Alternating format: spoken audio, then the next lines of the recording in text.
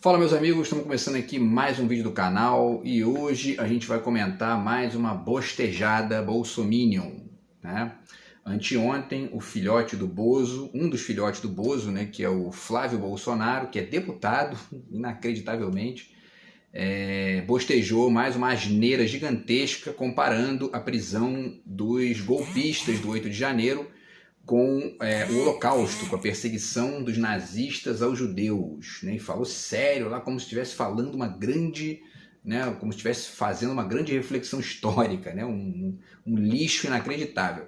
Mas enfim, a gente vai comentar aqui essa fala dele, vamos falar um pouquinho sobre as repercussões rápidas disso, né?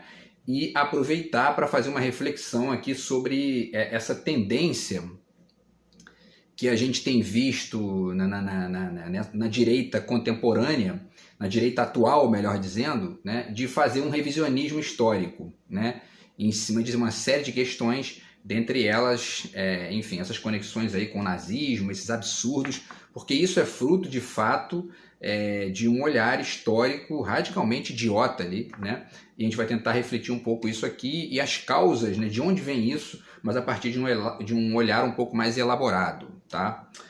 Enfim, pessoal, então vamos lá, né? Vou reproduzir aqui o trecho da fala dele rapidinho, tá? Vou deixar o link para vocês aqui da notícia também. Ele diz o seguinte, ó, vamos lá, ele bosteja o seguinte, né? As prisões das milhares de pessoas feitas nos dias 8 e 9 de janeiro foram feitas nos moldes nazistas, né? Ele acha que as pessoas que foram presas lá foram presas exatamente como os nazistas prenderam os judeus. E aí ele justifica, olha só, ele diz: eu já tive a honra e o privilégio de visitar o Museu do Holocausto em Jerusalém, em Israel. Quem não teve essa experiência ainda, faça o possível para ter. Agora a gente faz um parênteses aqui, não com o olhar dele, né? Porque senão vai falar bosta, né? Vamos lá. Aí ele diz, né? Quem não teve essa experiência ainda, faça o possível para ter. Leia um livro de história antes, importante. Eu vou dar umas dicas aqui hoje, tá? E aí ele diz, para saber qual é o tamanho do grau de maldade e crueldade que alguém pode impor a uma pessoa próxima, a um ser humano na vida. Porque a gente via lá o general Heleno, ele está falando para o general Heleno, né? Ele está chamando o general Heleno, que é um sujeito que defendeu a ditadura militar do Brasil, a refletir com ele sobre a crueldade humana, né? Olha só, vamos lá. Aí ele diz, né? Porque a gente via lá, general Heleno, ele está falando do nazismo, né? Pessoas com medo, querendo fugir do nazismo e sendo direcionadas para dentro de estações de trem de uma forma pacífica, com a falsa promessa: olha, vem com a gente, vamos andar aqui em fila indiana, o senhor, a senhora, seus filhos pequenos, a senhora grávida, vamos caminhando que vocês vão entrar num trem e vão fugir do regime nazista. E aí ele continua, né? Enquanto estavam dentro das estações de trem, eram ligadas as câmaras de gás e as pessoas morriam aos milhares. Aí agora ele volta a comparar com a situação do 8 e do 9 de janeiro, né? Vamos lá, ele diz: muito parecido com o que aconteceu aqui nas prisões dos dias 8 e 9 de janeiro. E ele fala sério isso, como se ele estivesse falando realmente, como se ele estivesse proferindo uma fala de um adulto, assim, né? E aí ele continua, vamos aqui, aí ele faz a comparação, né, como se alguém estivesse falando para os golpistas lá, né, ó, vamos aqui, entra no ônibus, vamos te botar na rodoviária para você voltar para sua casa, e o destino foi o presídio. Né? É um negócio inacreditável, é isso aí que a gente está aturando nos últimos anos como reflexo de tudo que a gente viveu, enfim, de ascensão da direita de novo aí no Brasil, né, e tudo mais, tá? Só rapidamente como uma repercussão aqui importante, que eu também vou deixar o link para vocês, tá? O Instituto Brasil-Israel repudiou a comparação feita pelo filhote do Bozo, né? Eles fizeram isso através de uma nota, na qual afirmam o seguinte, ó, que se trata de mais uma distorção negacionista que fere a memória das vítimas, né? E a nota completa: ao contrário dos detidos e presos por crimes em Brasília, as vítimas dos nazistas não cometeram crime algum, né? Muito pelo contrário, né? Na verdade, eles foram mortos porque eles eram, enfim, diferentes, né? E porque havia ali um projeto, ao mesmo tempo econômico e fascista, de, enfim, dominação e tal, que acabou exterminando, né, aquela diferença ali que, no caso deles, né, era importante para eles tirarem do caminho, tá, para poder ampliar ali o seu projeto bizarro, né. E aí, pessoal, vamos lá então, né? Vamos começar. Eu inclusive, estou terminando de rever aqui o Ovo da Serpente, que é um filme do Ingmar Bergman, de 1977, que é muito interessante, vale a pena indicar para vocês, tá? Inclusive, vocês encontram no YouTube, gratuito, tá? Legendado, é fantástico, é um filme muito interessante, e que é um filme sobre o nazismo, sobre a atmosfera que foi ganhando, né? Que foi ganhando espaço na Alemanha, e que permitiu a ascensão do nazismo. Isso é muito importante para pensar o bolsonarismo. Eu também estou escrevendo um artigo sobre isso aqui agora. Se esses animais não destruírem minha vida, aí eu consigo terminar o artigo e eventualmente até publicar, quem sabe, né? Enfim, pessoal, e aí, vamos lá, né? Vamos discutir aqui algumas questões ligadas a essa fala do Flávio Bolsonaro, tá? Antes, eu deixo para vocês também aqui, mais uma vez, a dica do meu livro de poemas, tá? Do outro lado de cá, tá comigo aqui. Quem quiser entrar em contato pelo Zap, tá na descrição do vídeo, tá? Enfim, isso aí a gente pode discutir a partir de uma série de perspectivas, tá? Antes, eu já vou deixar duas dicas aqui muito bacanas para vocês, para quem quiser ler, para quem quiser se aprofundar, para poder não falar merda como ele está falando, né? Ele cita a questão dos trens, né? E isso remete ao Adolf Eichmann, né? Obviamente, está aqui o Eichmann em Jerusalém, da Hannah Arendt, que é um dos livros mais interessantes e mais amplos, né? Para não dizer completos, mas um dos mais amplos aí sobre o nazismo, porque ela fala sobre um monte de coisa aqui interessante, fala sobre essa atmosfera prévia, fala sobre o trabalho do Eichmann, que era justamente o de colocar os judeus nos trens para eles irem para os campos de concentração, tá? E também fala sobre o julgamento dele, que eu comentei isso aqui num dos últimos vídeos, né? E aí é interessante porque ela fala aqui, ela faz uma descrição, tem aqui 1, 2, 3, 4, 5 capítulos, nos quais ela fala só sobre as deportações, né? Ou seja, sobre esse trabalho do Eichmann, porque o Eichmann ele era justamente o chefe ali dessa lógica ferroviária, né? Que colocava os judeus nos trens e levava para os campos de concentração e de extermínio, né? Então, enfim, e aí ela cita aqui, né, a Alemanha, a Áustria, a França, Bélgica, Holanda, Dinamarca, Itália, Iugoslávia, Bulgária, Grécia, Romênia, Hungria, Eslováquia.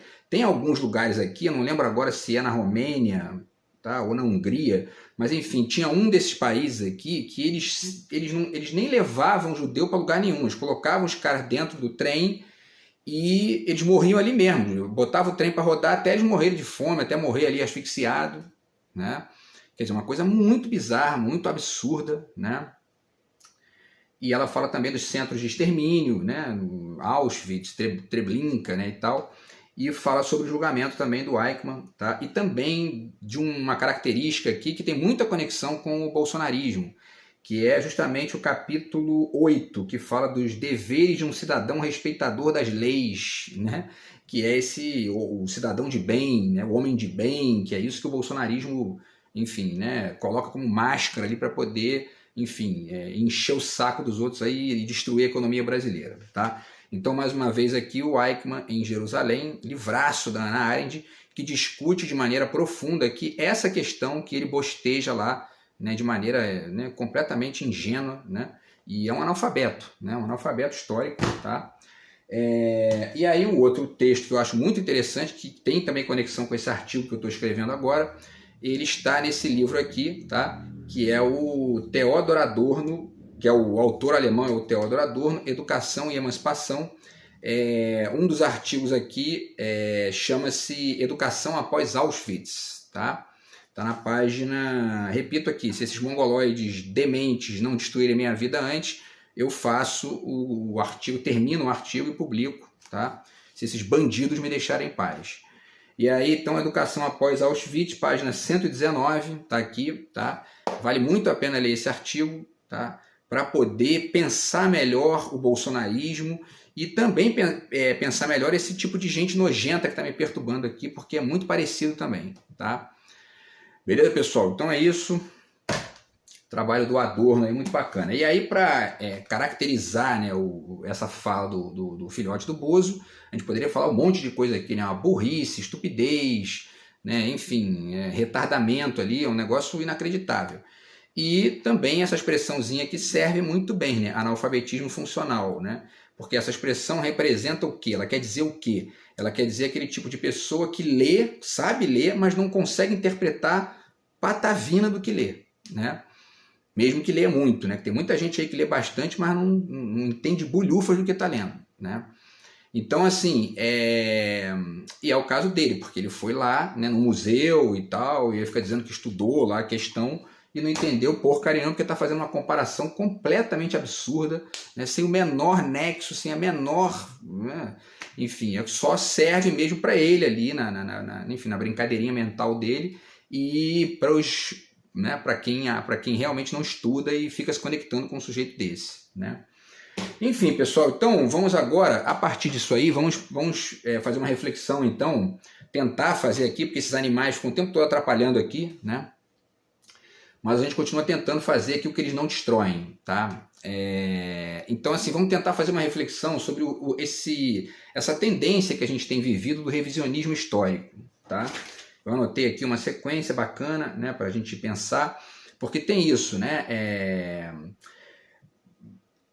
O revisionismo histórico é uma tendência que a gente está vivendo nas últimas décadas, tá? Que deriva de um monte de coisa, né?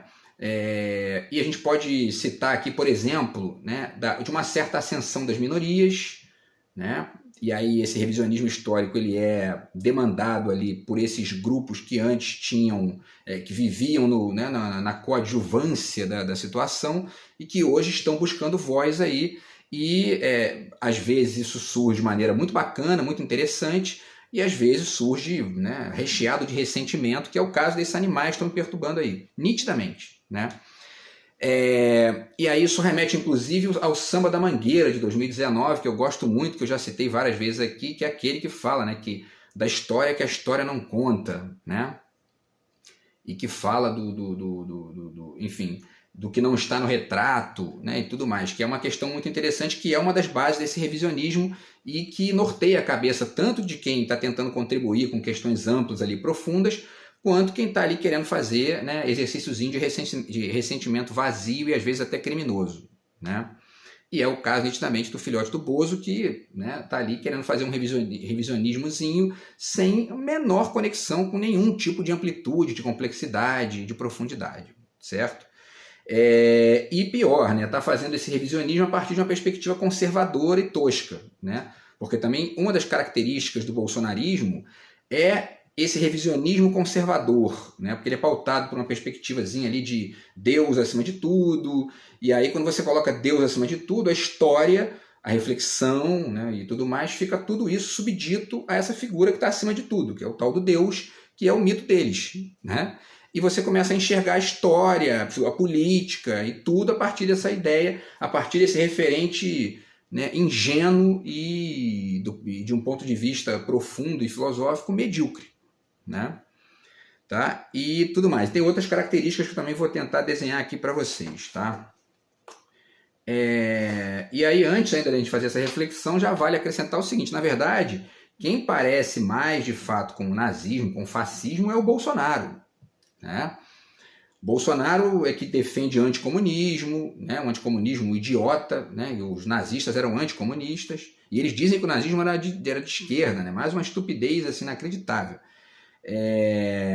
Eles têm fetiche com o exército, coisa que, né, também é uma característica da direita, né, e do nazismo, evidentemente.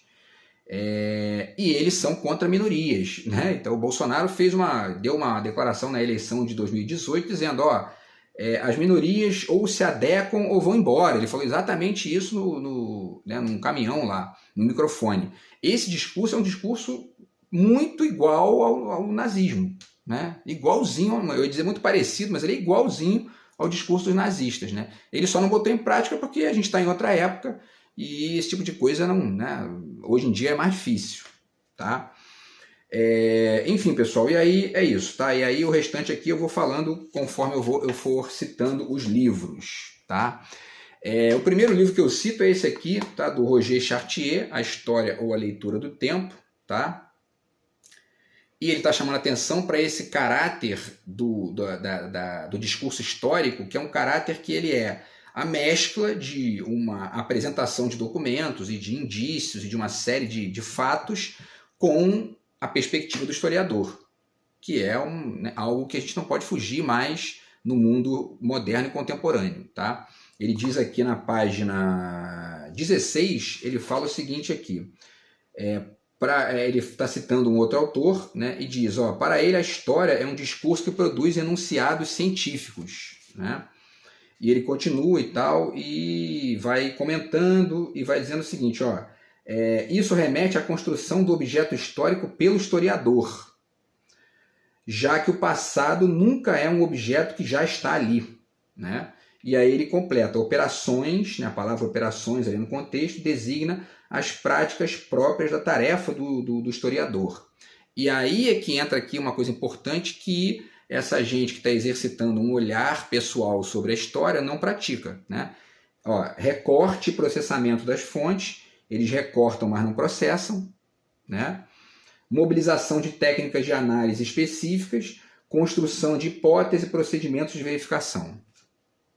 Então, tudo isso aqui é feito pelo trabalho do historiador e isso é uma característica de como se entende a história hoje, né? Não se entende mais a história como se entendia antes. A história é um terreno de fatos concretos e absolutos, de documentos inquestionáveis, né? Não se entende mais assim. Você automaticamente entende que a história, depois de todas essas contribuições da filosofia, da arte, do pensamento, da ciência também, a gente passa a compreender que a história é um exercício de mescla entre esses documentos, um recorte de documentos, e a perspectiva do historiador que está ali desenhando aquele trajeto, enfim, aquela confluência de fatos e tudo mais, tá? E de fontes, né? Então isso chama a refletir que não existe fato absoluto e inquestionável, né? Até porque já se sabe também há muito tempo, e é óbvio isso, que a história antiga, aquela que existia antes, né, dessa democratização cada vez maior aí dos mecanismos de comunicação, ela era escrita sempre pelos vencedores ou pelos poderosos de maneira unilateral, né? Porque a gente sabe que tem gente que vive com esse fetiche de exercitar uma comunicação unilateral, né? Uma comunicação com uma única ação, né? Que são os perversos e os autoritários, tá? Então, enfim, e aí isso é muito importante, né, para poder entender isso, porque você começa a estudar todas essas conexões para não ficar acreditando em qualquer coisa, né, ou acreditando no discurso histórico como algo fechado, ali, como algo que é absoluto e que não tem, né, poros, tá? E aí existem várias correntes de contribuições de pensamento que vão acrescentando elementos críticos a essa percepção, né? Eu falei outro dia desse livro aqui do Gumbrecht, tá? Produção de Presença, e nesse livro aqui, que é um filósofo alemão, o Hans Ulrich Gumbrecht, né? E ele está trazendo uma reflexão aqui sobre o excesso de hermenêutica na discussão acadêmica, na discussão da filosofia e tudo mais, né? Isso acarreta o quê? Dentre outras coisas, que fica muito uma coisa de opinião e daqui a pouco está flutuando demais, não tem nenhuma conexão mais com algo que seja da ordem de uma maturidade mínima ali, né? E é o discurso dos bolsonaristas hoje à torto e à direito. À torto e à direita, né? Certo? Então está aqui o trabalho do Gumbrecht, que é muito bacana nesse sentido. Esse revisionismo histórico de cunho, enfim, né, idiota, né, sem nenhuma conexão ali com qualquer maturidade filosófica, ele também é uma manifestação de um certo cinismo, né, da razão cínica que está aqui, né, denunciada pelos Peter Sloterdijk, e que no exercício da política de Estado no Brasil ele é assim, totalmente exercitado pela direita. A direita brasileira está aqui nessa razão cínica o tempo todo, né? A esquerda não, a esquerda tem um projeto de Estado, de fato, tem uma perspectiva ligada ao Estado. A direita bate no Estado e quer ficar ali dentro para poder continuar batendo nele lá dentro, né? Isso é uma razão cínica clássica, típica, né? A diferença, que talvez inclusive não sirva, né, exatamente para poder caracterizar o bolsonarismo, porque existe uma direita que é estritamente neoliberal, né, e existe uma direita que é neoliberal e conservadora e tudo mais.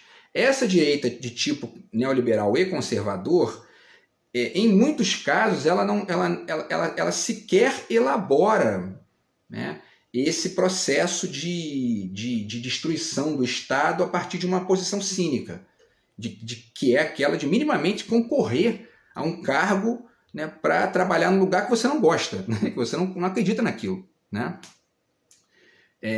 E aí, como é que isso se materializa? Né? E aí, né, quer dizer, então essa direita estritamente neoliberal, ela é razão cínica total. Agora, essa direita neoliberal conservadora, ela não é razão cínica, né?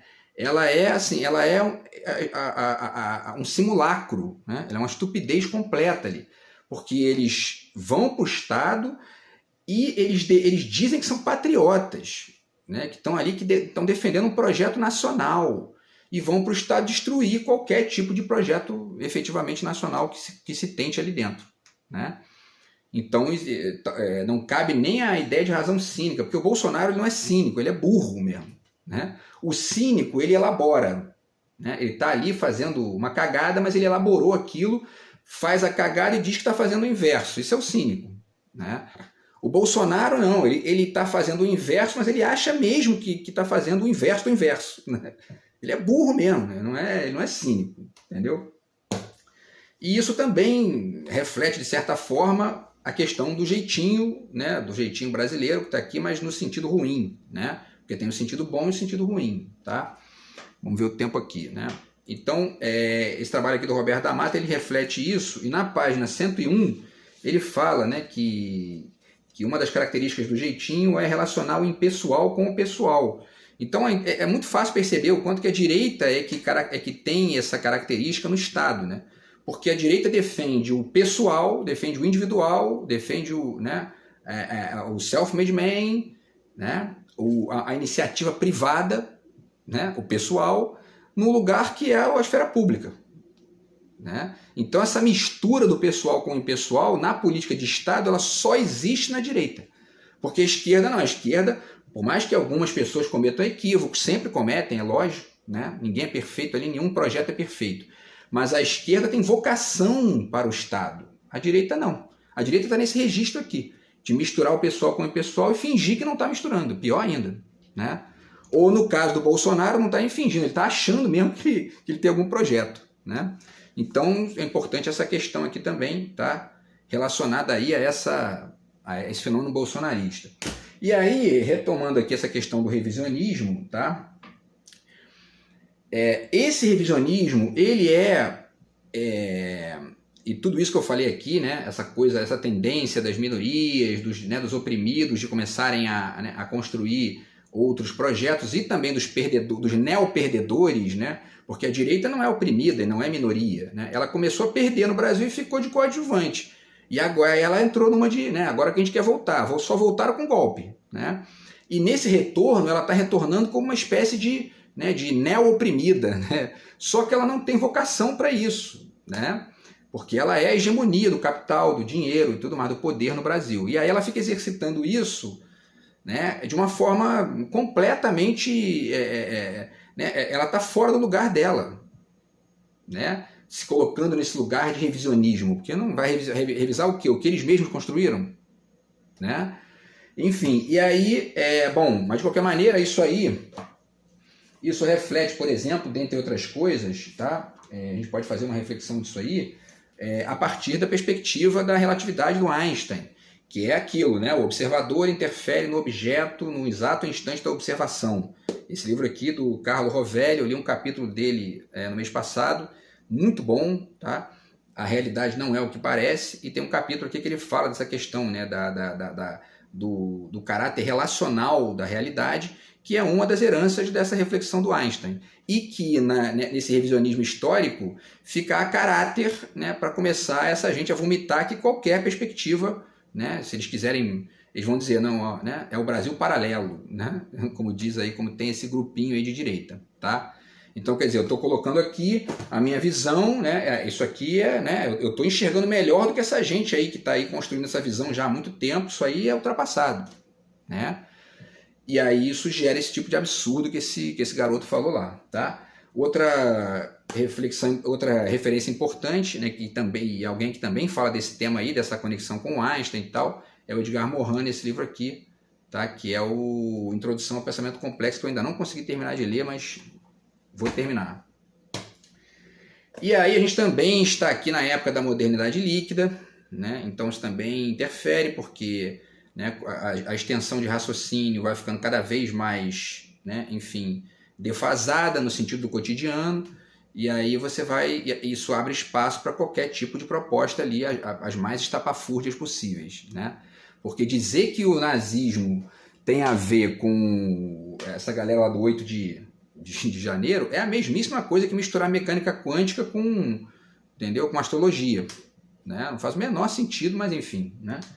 É uma espécie de teoria selvagem, né? No sentido de baixo nível da coisa, né? Como Apolo Lecharach, esse romance é brilhante nesse sentido, e nós estamos na época das teorias selvagens, e tem as teorias selvagens interessantes, e tem as teorias selvagens de baixo nível, que é isso aí, né? Essa merda bolsonarista que a gente está aturando, tá?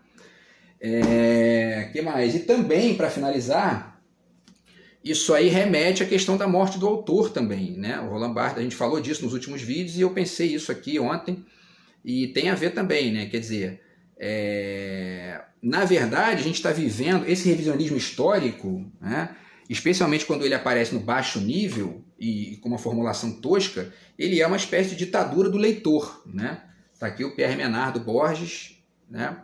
Quer dizer, o leitor toma o lugar do autor e fica assim, né? Eu sou historiador, estou aqui, fui lá no Museu do Holocausto, vocês têm que ir, é uma experiência sensacional, vocês vão aprender o que é o que eu estou dizendo aqui. Aí o cara vai e fala que ele aprendeu é uma bosta, que na verdade é a leitura tosca, medíocre e analfabeta dele, quer dizer, né? É um Pierre Menard, né? Analfabeto, né? Então, enfim. Tá? E essa é a base das fake news, tá aqui o trabalhinho da Lúcia Santaella, né? Essa é a base das fake news. Eu vou também tentar escrever isso, se não destruir aqui meu doutorado, eu vou tentar pesquisar isso aqui, tá? E, enfim, e aí a gente, para finalizar, isso também tem uma outra consequência e também tem um outro retrato que dá para fazer disso, tá? Que é em cima da questão levantada pelo Byung-Chul Han, aqui nesse livro que eu já fiz aqui vídeo sobre ele, tá? O Favor Fechar os Olhos em Busca de um Outro Tempo, tá? Por quê? Porque o Byung-Chul Han está aqui denunciando o seguinte, né, que ninguém mais descansa, que a gente hoje é escravo da produção capitalista incessante e que invade os espaços de lazer, invade os espaços da sua vida cotidiana e tudo mais, né? E aí ele sugere isso, né, favor fechar os olhos, quer dizer, favor descansar, é isso que ele diz ali em outras palavras, tá?